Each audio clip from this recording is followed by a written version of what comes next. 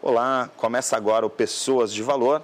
Você que está sintonizado aqui na Santa Cília TV, toda semana acompanha um tema super rico. Na semana passada a gente falou sobre conhecimento, a era do conhecimento, com a Cristina e com o Bruno. E hoje a gente traz de volta um dos parceiros aqui do programa, que é o Alexandre Quartos, e o nosso convidado para nos ajudar aqui na conversa com o Esmeraldo Tarquínio, que é coach. Muita gente conhece ele já da Santa Cília TV, porque ele vive no Ponto de Vista, vive participando dos programas. Obrigado pela tua presença aqui no programa, obrigado, Alexandre. A gente vai falar um pouquinho hoje sobre coach, só que uma coisa mais focada. E eu queria começar com uma frase que eu ouvi outro dia numa meditação, que era assim: tudo começa com um pensamento. Aí o pensamento vai para uma ação, aí a ação leva ao hábito e o hábito leva à transformação. Então, tudo começa pela mente. Se a gente for lembrar também Napoleão Hill, a Lei do Triunfo, se você pensar que você é bem-sucedido, você será bem-sucedido. Isso é uma verdade dentro do universo do coach? Não tenho dúvida de que você tem fatores que eles estão encadeados, e para você obter chegar ao objetivo que você almeja, eles têm que ser desencadeados dessa forma. Então essa é uma grande possibilidade que o processo de coaching abre para as pessoas. Qual é o objetivo do coaching? Primeiro, você estabelece um objetivo que você quer alcançar, e o coach te ajuda a sair do estado em que você se encontra para o estado que você deseja alcançar, né? Eu imagino mesmo que é possível que as pessoas atinjam os seus objetivos, e atinjam os seus objetivos com profissionais que possam exatamente auxiliá-los na obtenção e no atingimento desses objetivos. Legal. Você fala de objetivos, eu queria quero envolver o Alexandre, porque o Alexandre trabalha dentro desse campo nutricional como um todo, de suplementação, ortomolecular, né, neuronutrição. E a gente fala muito de objetivos, né, de metas, mas muitas vezes essas metas são sonhos. Por exemplo, outro dia eu vi de um amigo assim: poxa, meu sonho era ser magro. Aí eu fico imaginando, será que aquela pessoa nasceu com 200 quilos, e aí ela era um bebê de 200 quilos, e aí virou um adulto de 200 quilos, e aí então ela tinha um sonho de ser magra porque ela já nasceu daquele jeito, ou ela era uma criança que era magra, por exemplo, uma criança mais saudável, e hoje está com uma obesidade mórbida e não consegue colocar isso dentro de uma plataforma de metas, por exemplo. Como que é isso? Essa coisa, eu queria que a gente discutisse um pouquinho sobre essa questão das metas e dos sonhos. Sim, eu acho que você tem a impressão que a pessoa tem dela mesma, você tem a influência da mídia, né, com modelos, estereótipos, né, você tem que filtrar isso, e você tem a noção do que é realmente saudável, né? Então, por exemplo, sobre a obesidade, dia a dia você fica sabendo que o excesso de peso, ele não combina com uma saúde, um perfil de saúde. Isso na verdade, não tem a ver com estética, não tem a ver com estereótipo. Agora, tem pessoas que estão numa outra linha, querendo, de uma forma, até forçando a natureza, a obter um corpo assim de Hollywood, né? Chega até num quadro ali, de repente, de bulimia, né, de doença, de transtorno alimentar por causa disso. Por causa disso. Agora, isso tudo tá ligado também ao que o Esmeraldo falou, a formação de novos hábitos, né, que a gente fala do Dr. Dean Ornish, americano, médico californiano, que ele implantou uma rede de cuidados, né? Pegou pessoas, por exemplo, com câncer, colocou numa chácara, colocou cuidados lá, nutricionais, físicos, exercício físico e meditação, mudou o hábito dele, mudou o resultado na saúde, inclusive comprovado por exames, né? Mas naturalmente isso requer força de vontade, isso requer disciplina, isso requer um trio, né, que está ligado à formação do hábito, que é o gatilho, a rotina e a recompensa, né? O cérebro humano ele funciona também muito em busca da recompensa. E a gente, quando ganha um hábito, a gente pensa nisso. O que eu vou ganhar com isso, né? Ao implantar ou mudar o hábito? E a questão desses 3 gatilhos tem muito a ver também com a questão da formação da pessoa.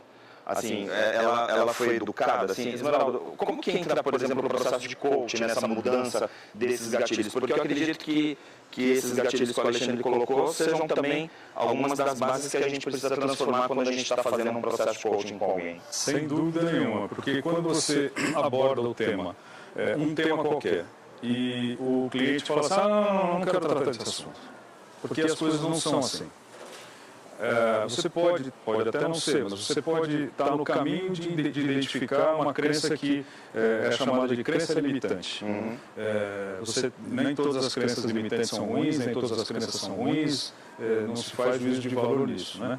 Até porque um processo de coaching é um processo que conduz, ele não induz nada, ele conduz a pessoa de um ponto para o outro. Então, quando você estabelece quando você descobre, você vai cavando e recebe informações daquele seu cliente, você ou da sua cliente, você acaba estabelecendo o que para o coaching é fundamental, que é a descoberta de valores, dos valores que levam a pessoa a pensar de uma determinada maneira.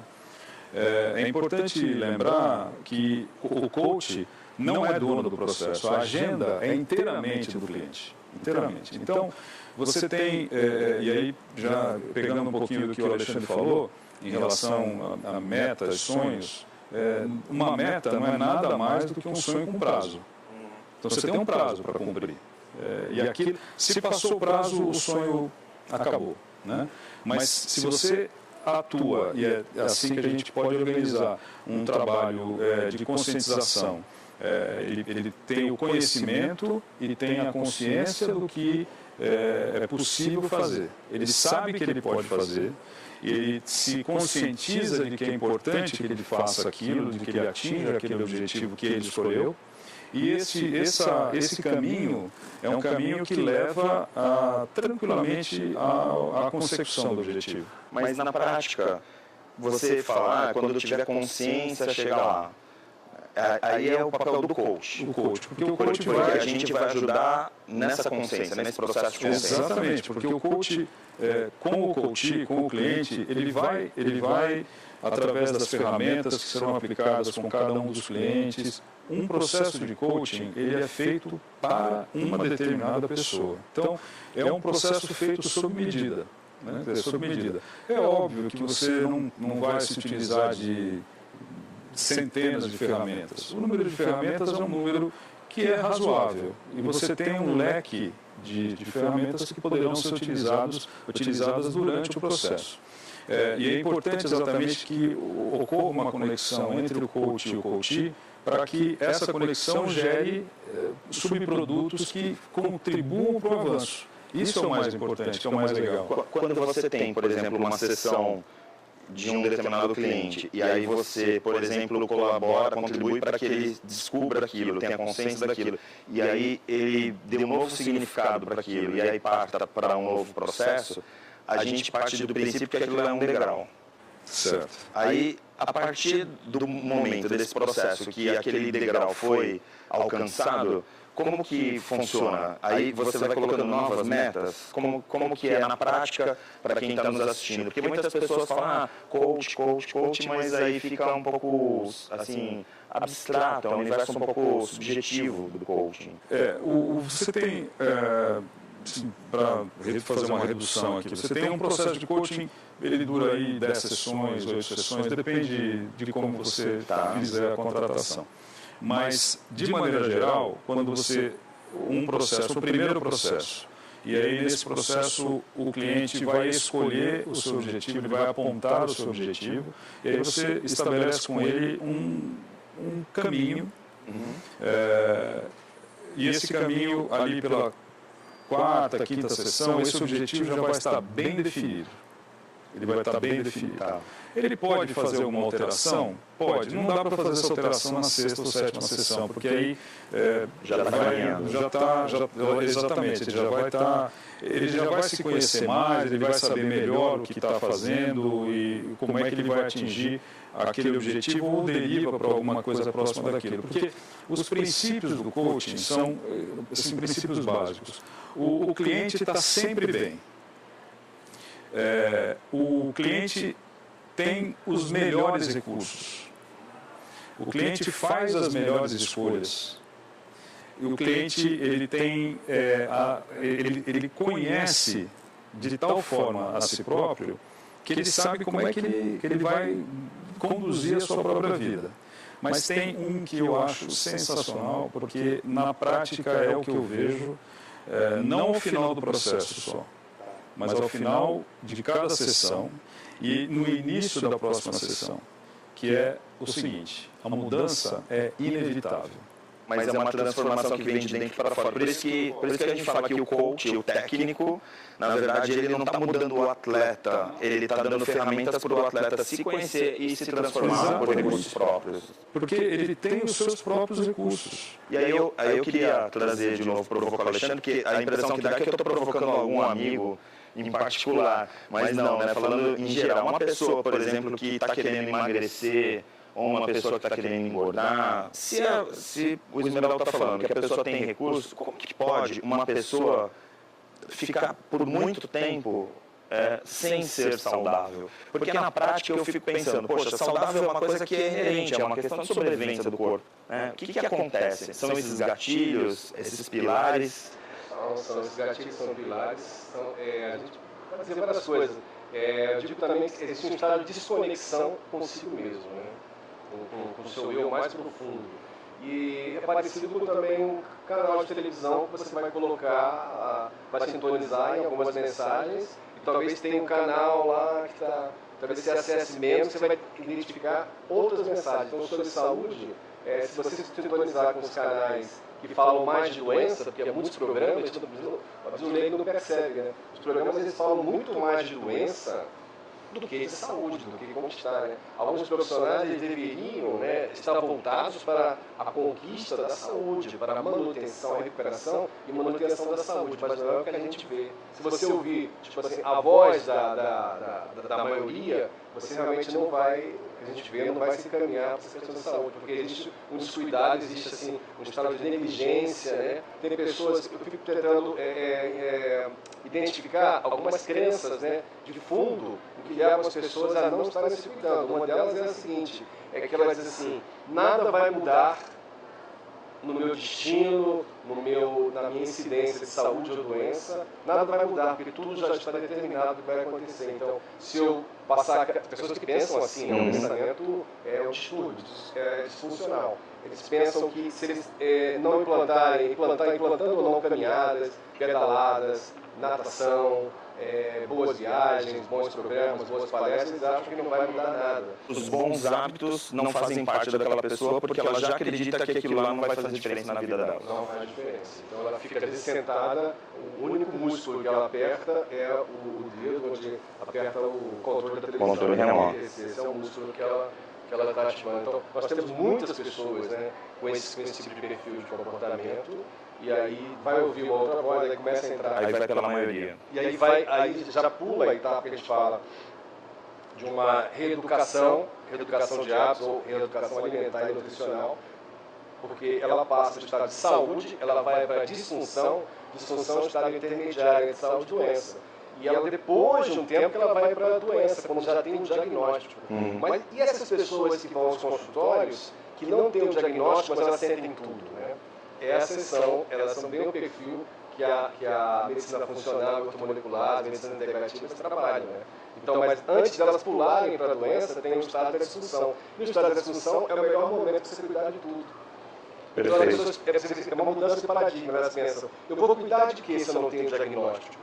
Aí a outra voz da medicina diz, não, o melhor momento de cuidar é quando você não tem um diagnóstico claro, você tem a chamada clínica, você não tem evidenciado, nem tudo é evidenciado logo no laboratório, né? Por exame de imagem. Quando tem uma alteração no exame de imagem, já é um sinal grave. Então, a mensagem é, vamos cuidar antes de ter os diagnósticos. Essa é a mensagem da medicina complementar. Prevenção. Eu vou chamar um intervalo e aí a gente volta rapidinho com pessoas de valor, tá bom? Até já.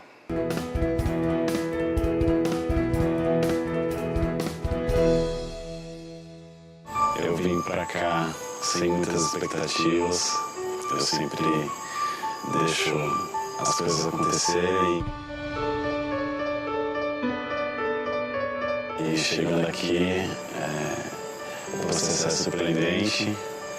A gente se depara com muitos sentimentos, com muita doação, compartilha um pouquinho da vivência do outro, da dor do outro. O sentimento que eu tenho mesmo é de doação e gratidão por conhecer pessoas tão especiais.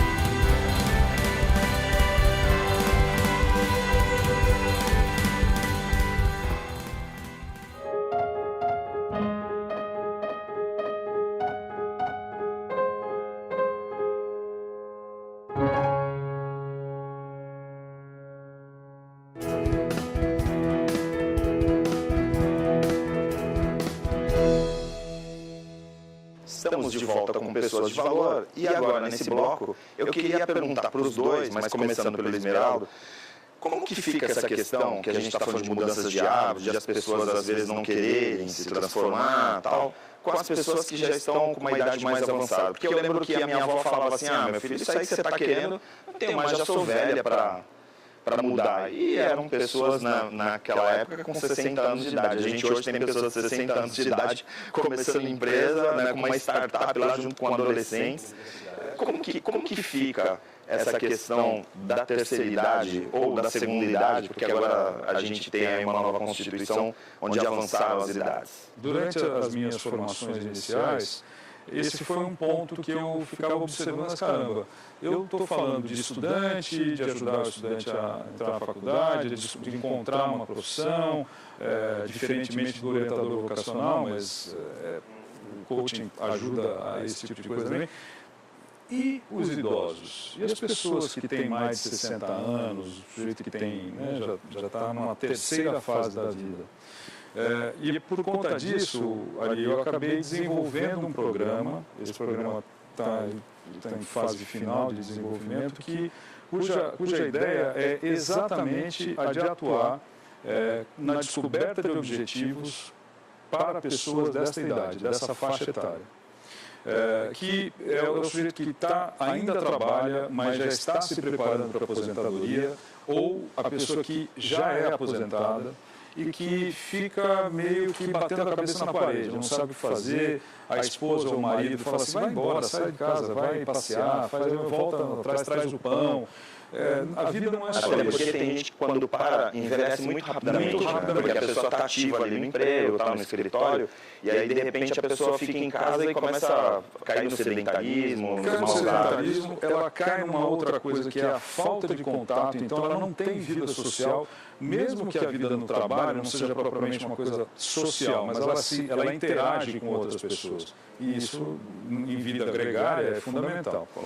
Esse é um programa que vai atuar, que pretende atuar e auxiliar na organização, porque essa função do coach é organizar as pessoas de forma a encontrarem novas motivações. Você vai pegar uma pessoa que, em tese, estaria parando e aí mostrar para ela que ela não precisa parar. Na verdade, eu vejo lá na sala dos professores profissionais excepcionais que estão dando aula já com uma idade bem avançada, e a sensação que eu tenho é que o dia que eu não ver mais aquele professor na sala de aula é porque eu vou no velório dele, porque ele não consegue parar, né? Ele faz parte daquela atividade. Ter esse suporte é fundamental. É fundamental porque, ao invés de você ter essa sensação de que a ausência dele da sala de aula, o próximo seu encontro com ele será no velório, ela vai ser apagada. Porque, na realidade, ele vai ter... Porque imagina o acúmulo de experiência, o acúmulo de conhecimento, o acúmulo de histórias que uma pessoa nessa faixa etária tem. Um outro fator que leva a um esgarçamento do tecido familiar é o distanciamento que pais e mães acabam tendo por conta de situações neurológicas ou fisiológicas, se afastam dos seus filhos. E os seus filhos percebem esse afastamento. Até porque, se você me permite, muitas vezes a gente não sabe conviver também com a velhice dos nossos pais. A verdade é essa. Eu, por exemplo, lembro que meu pai já estava numa idade mais avançada e passando por dificuldades até físicas, mesmo fisiológicas, e a gente ficava constrangido. Porque eu falava assim, pô, como que eu vou tratar com meu pai? Que meu pai é um herói. Aí, de repente, tem que colocar ele lá, de repente, colocar uma fralda geriátrica, por exemplo. É um absurdo. É muito traumático para todos nós. Né? É um conflito real. É um conflito real. E exatamente isso, para mim, não foi uma coisa tão difícil. Porque, bom, meu pai morreu, eu tinha 19 anos, mas a minha mãe morreu, eu já tinha mais idade. De qualquer forma, quando eu nasci, meu pai tinha 37 e a minha mãe 33. Então, é diferente, porque os amigos deles já eram mais velhos. Né? Então, eu sempre convivi muito bem com a velhice. Né? Não sei como é que eu vou conviver com a minha velhice, mas eu sempre convivi muito bem com a velhice. Na realidade, é uma troca. Isso é uma coisa que a gente leva para a vida. Né? Não é uma coisa que termina quando acaba. Não. Ele se interrompe, mas aquele conjunto de informações, o conjunto de conhecimentos que os idosos nos dão, os idosos nos trazem, isso é uma coisa que fica conosco. Se você quiser, fica com a gente. Claro, com certeza. Alexandre, queria que você participasse um pouquinho dessa questão da terceira idade, aí, né, da questão do pessoal com a idade mais avançada. Existe também uma questão que é nutricional, que é biológica, né? Porque às vezes a gente tem doenças degenerativas por uma pessoa que ficou trabalhando com tecnologia a vida inteira, aí de repente a pessoa está lá com um monte de problemas de saúde, tá, inclusive neurológicos aos montes, né? E aí a pessoa chega nessa idade assim, com problema de memória, com um monte de questões que isso também gera um conflito, não geram? Isso rende um filme, rende um filme, né? Primeiro que o ser humano, ainda com tanta informação, ele desconhece que ele precisa de um aporte, né, nutricional diário. Então ele não atende, né, acho que mais de 90% das pessoas não atendem essa necessidade diária, biológica da chamada célula, que é o ponto, né, o ponto de encontro disso tudo. Ele não atende. A célula não recebe essa matéria-prima, começa a gerar, porque ela é um microcorpo, um micro-organismo. Então ela começa a falhar, vai falhando, a pessoa não percebe, os exames também, o sistema de exames que a gente tem, laboratorial de imagem também, ainda pouco ajuda, e aí vem outras informações, assim, do governo, que também não ajuda nesse sentido da prevenção. Agora, existe a nutrição realmente que previne, né, essa degeneração, chamada degeneração que está ligada ao Parkinson, ao Alzheimer, à demência, né, precoce, a demência senil, que passa geralmente pelos ovos, né, o ovo caipira, né, ele contém a gema do ovo, ele contém fosfolipídios, né, realmente é um mapa de nutrição fantástico. Você tem a lectina de soja, também, que é fantástica também. A lectina de soja tem um nutriente que é encontrado também na camada que reveste o neurônio. É importante o leigo, né, saber disso. Sim. Então, você tem O que ajuda nas sinapses, o que acaba facilitando os processos neurais. Né? E esse estado de demência, essa destruição da memória, tem a ver com o desgaste oxidativo dessa camada de gordura que reveste toda a célula nervosa dos nossos neurônios. Então, quando você come, você tem assim, a questão dos ovos, ovo caipira, o óleo de linhaça ou óleo de peixe, e você tem aí os cereais, que tem zinco, selênio, magnésio, castanha do Pará, nozes. Então você previne, na verdade a prevenção é para acontecer agora, né? Durante a idade que você já. Você previne muitos quadros degenerativos, destrutivos, e mesmo da pessoa ficar parte da vida, às vezes com 50, 55 anos, porque ela não tem mais memória. Sim. Resumindo, é aquela velha frase, que é assim, prevenir para não remediar. É isso. Prevenir para não entrar nesse processo de declínio. Eu vou encerrar o programa por aqui e agradecer a presença de vocês. Esmeralda, foi um prazer enorme, sucesso nos projetos. Fica agora com a agenda e continua com a programação da Santa Cecília TV. Até mais.